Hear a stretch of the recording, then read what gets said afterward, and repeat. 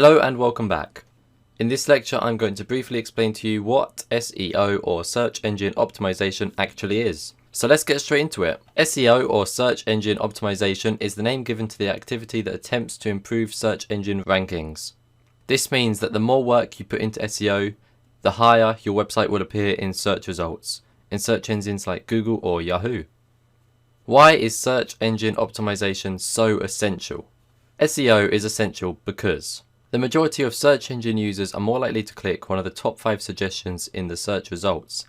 So to take advantage of this and gain visitors to your website or customers to your online store, you need to get into the top positions. Users trust search engines, and having a presence in the top positions for the keywords the user is searching increases the website's trust. SEO is fantastic for social promotion of your website. People who find your website by searching Google or Yahoo or any other search engine are more likely to promote it on Facebook, Twitter, Google+, or any other social media network. SEO can put you ahead of the competition. If two websites are selling the same thing, the SEO optimized website is more likely to have the customers and make more sales. Here's a simple 1-2-3 guide to the basics of SEO.